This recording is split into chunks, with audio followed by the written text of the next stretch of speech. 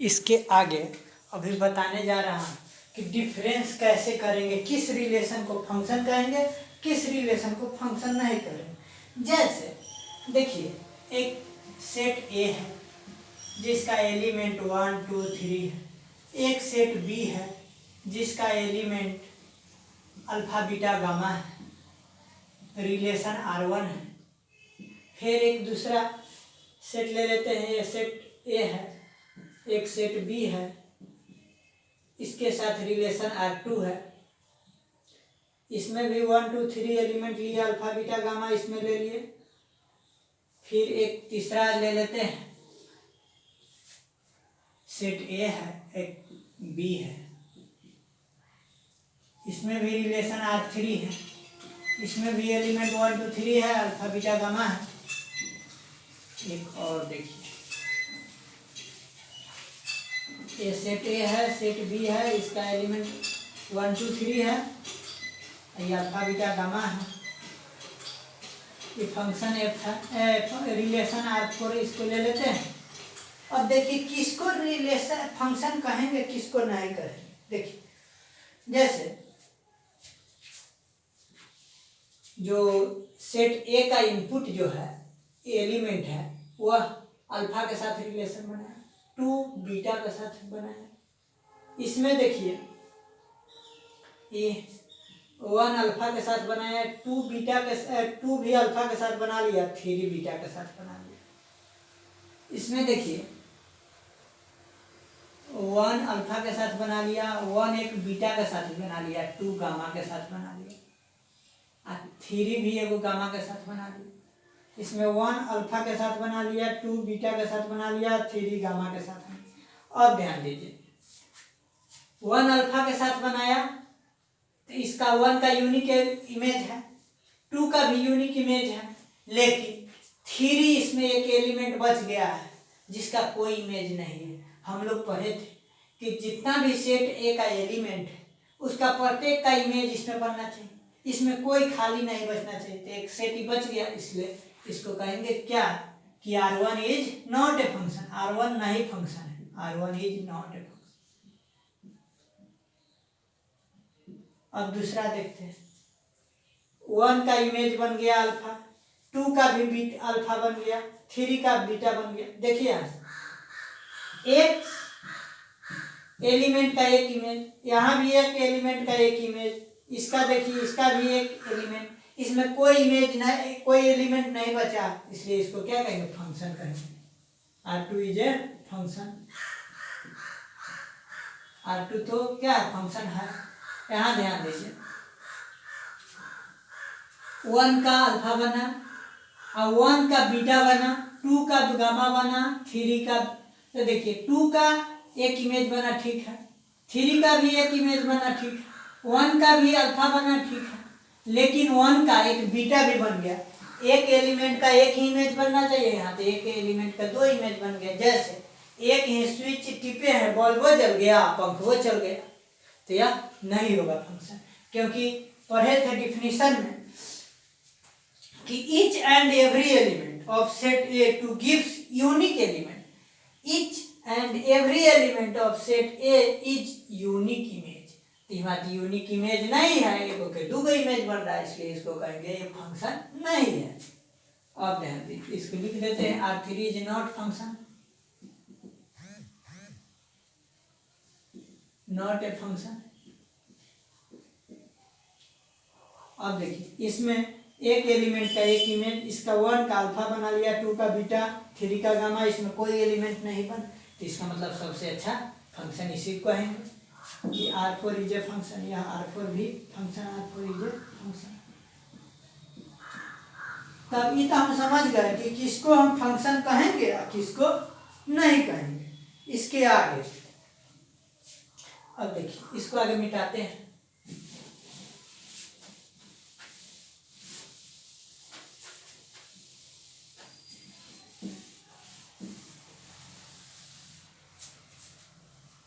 अब देखिए हमको पढ़ना है डोमेन, कोडोमेन और रेंज। डोमेन, कोडोमेन और एंड रेंज। यही पढ़ना है।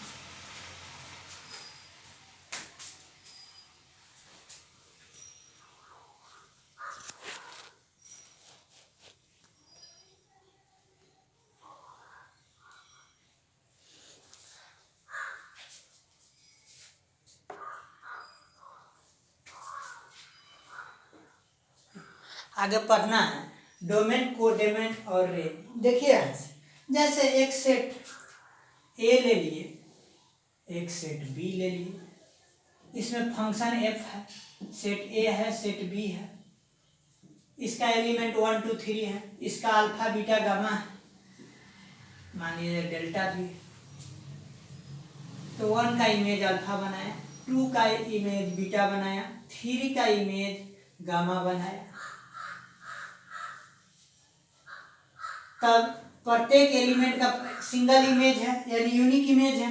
तब और इसमें कोई एलिमेंट भी नहीं बचा है तो इसको तो कहेंगे दिस इज ए फंक्शन, तो फंक्शन एफ है। अब ध्यान दीजिए कि फंक्शन एफ में सेट ए का जितना भी फंक्शन एफ में सेट ए का जितना भी एलिमेंट है इसको क्या कहते हैं, domain of function, domain of function F. इसी को हम बोलते थे एलिमेंट ऑफ सेट ए जो है, एलिमेंट ऑफ सेट ए है, इसी को ना बोलते थे input of function, input of function है। इसको कहेंगे एलिमेंट ऑफ सेट बी जो है, सेट बी है, इसको कहेंगे कोडोमेन, जो इसको आउटपुट बोलते हैं, आउटपुट बोलते हैं। इसी को बोलेंगे कोडोमेन, कोडोमेन ऑफ फंक्शन है। और जितना एलिमेंट सेट बी का इमेज बनाया है उसको क्या बोलेंगे, इसको बोलेंगे रेंज, रेंज ऑफ फंक्शन है। अब एक बात ध्यान देना है, जो सेट ए है डोमेन को डोमेन, डोमेन वाले को हम इसको बोलेंगे प्री इमेज ऑफ फंक्शन है।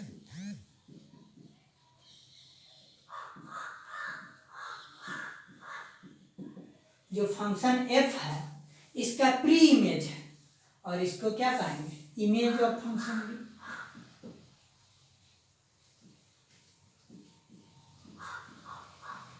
Function F. और ध्यान दें एक और एग्जांपल लेते हैं, एक सेट ए जिसमें 1 2 3, एक सेट बी है जिसका एलिमेंट 1 है, 4 है, 9 है। फंक्शन एफ सेट 1 का एलिमेंट 1 का इमेज 1 बना, 2 का इमेज 4 बना, 3 का इमेज 9। इसमें कोई सब का यूनिक इमेज है, इसमें कोई एलिमेंट नहीं बचा, तो इसको हम कहेंगे फंक्शन। तो ये हमारा हो जाएगा कोडोमेन, यानी हो जाएगा हमारा डोमेन ऑफ फंक्शन है।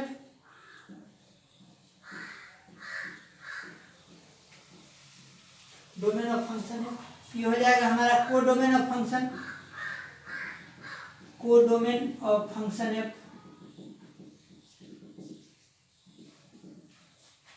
और इसका प्रत्येक एलिमेंट भाग लिया है, इमेज बनाया, इसमें कोई एलिमेंट नहीं बचा है, इसी को हम कहेंगे रेंज ऑफ फंक्शन है।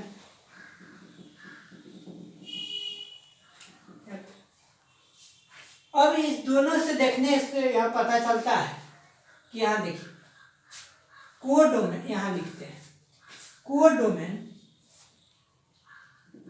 Is greater than range, range से बड़ा है तो लिख देते codomain of function F, range of function F से बड़ा है। और यहाँ देखिए कोडोमेन और रेंज दोनों बराबर है, तो और यहाँ लिख सकते हैं codomain of function F is greater than range of function F और इक्वल टू, यहाँ इक्वल भी, इसी को हम ऐसे भी लिख सकते हैं कि range of range of function f is a subset or equal subset of a codomain of f. Function f का range of function f is a subset equal subset of codomain of f। यहाँ तक समझ गया। इसके आगे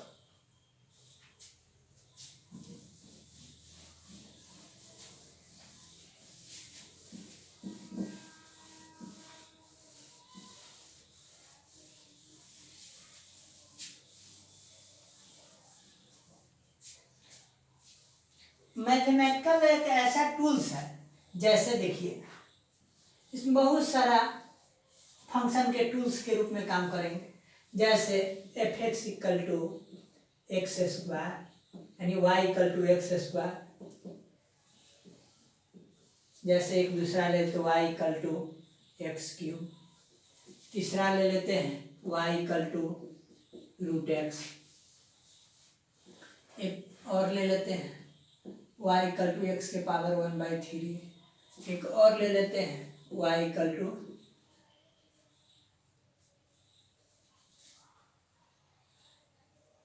2 के power x। अब ध्यान दीजिए, इसमें इनपुट अगर हम 1 डालेंगे तो आउटपुट भी हमारा क्या आएगा 1 है। अगर इनपुट हम 2 डालेंगे तो आउटपुट हमारा क्या आएगा 2 का स्क्वायर 4, वाई इक्वल टू 4 आ जाएगा। इसी प्रकार अगर 3 डालेंगे तो हमारा आउटपुट कितना आ जाएगा 9 आ जाएगा। यहाँ पर अगर हम इनपुट x इक्वल टू 2 डालेंगे तो यह कितना आ जाएगा 8 आ जाएगा। अगर 3 डालेंगे तो 27 आ जाएगा। फिर उसी प्रकार अगर यहाँ हम x का वैल्यू 4 डालेंगे तो इसका कितना वैल्यू देगा y इक्वल टू 2 आ जाएगा। यहाँ अगर x का वैल्यू 8 डालेंगे तो इसका वैल्यू कितना आ जाएगा y इक्वल टू 2 आ जाएगा। अगर यहाँ x का वैल्यू 2 डालेंगे तो y का वैल्यू कितना आ जाएगा 1 आ जाएगा। इसी प्रकार बहुत सारे टूल्स है, अलग अलग फंक्शन का यूज करके हम अलग अलग देते हैं। इसका मतलब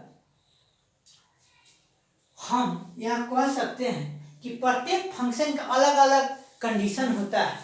जैसे इसमें कोई भी वैल्यू डालिए, रियल नंबर का कोई भी वैल्यू डालिए तो यह पॉजिटिव वैल्यू देगा। जैसे x का वैल्यू आप इनपुट डालते हैं यहाँ -3 तो क्या देगा 9 दे देगा। अगर -4 डालिएगा तो यह जाएगा 16। इसका मतलब हम कह सकते हैं इस फंक्शन में कि कोई भी वैल्यू दीजिएगा तो आप पॉजिटिव कर देगा। कोई भी आप कहिएगा कि हम निगेटिव वैल्यू लेंगे, कितना भी तेल मसाला उसमें डाल दीजिएगा वह निगेटिव नहीं देगा, जब देगा तो पॉजिटिव देगा। उसी प्रकार जैसे यहाँ कि कोई भी वैल्यू इसमें डालना होगा वह निगेटिव नहीं डालना होगा। जैसे -3 डालिएगा चाहे -4 डालिएगा तो ये इमेजिनरी नंबर हो जाएगा। इमेजिनरी नंबर का हम रूट नहीं निकालते हैं, निकालने के लिए निकाला जा सकता है लेकिन जनरल कंडीशन में नहीं निकालते हैं, इसलिए यह नहीं लेगा। सबका अलग अलग कंडीशन होता है। इसका मतलब इसमें अगर देखा जाए y equal to x square यानी इसको हम स्क्वायर फंक्शन भी बोल सकते हैं, स्क्वायर फंक्शन भी बोल सकते हैं।